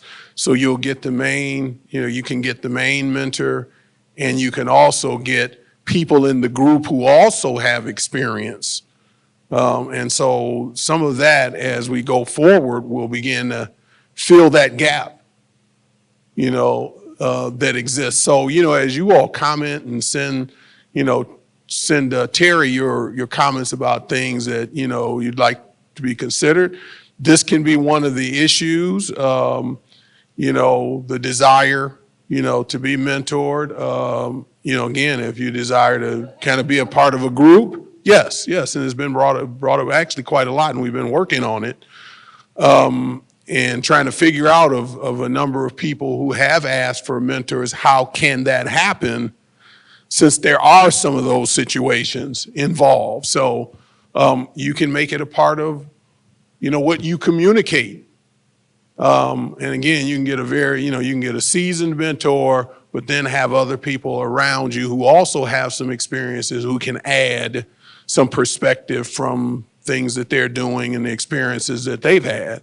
So very, very good commentary.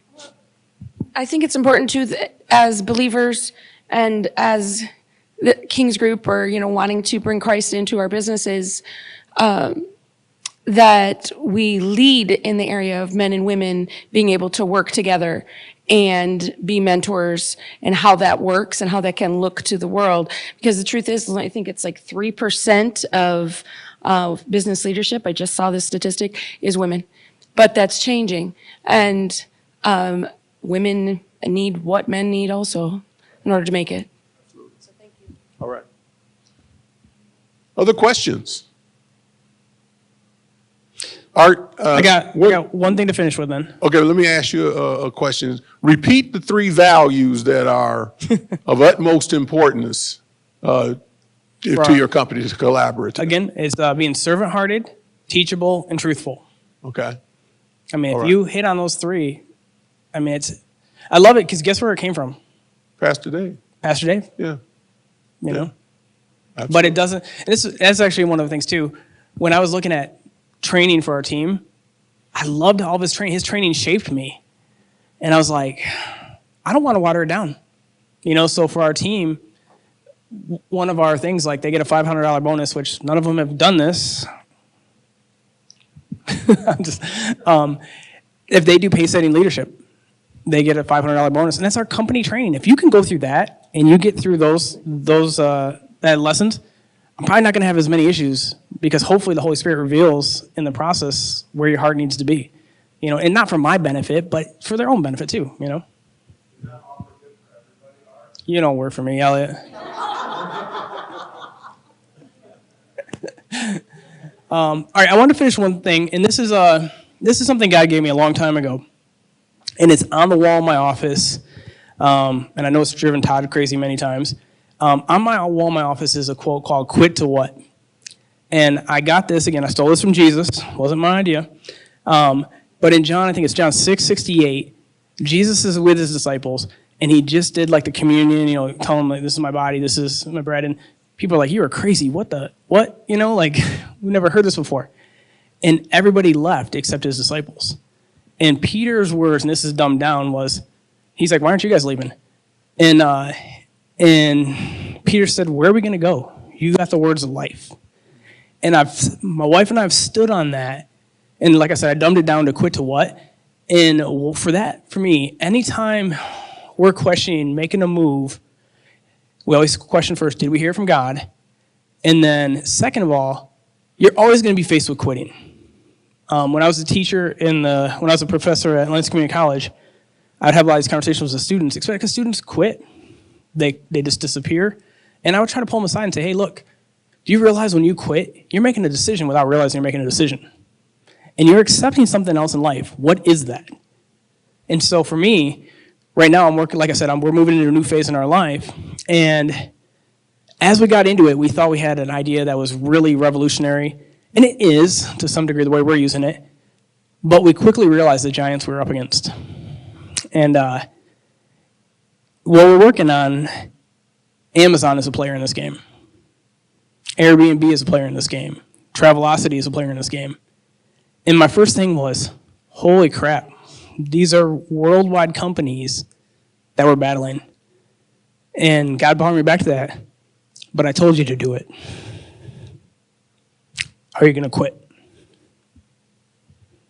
And so, when you guys are facing a battle, make sure you go back to the last word God told you, no matter how hard it is, and if you're thinking about quitting, answer that question for yourself. If I quit this, what's my life going to be like? And I'll tell you, I've never liked the answer when I've thought of that answer. Like, with what we're working on now, if we quit chasing this dream, it affects thousands of missionaries' lives.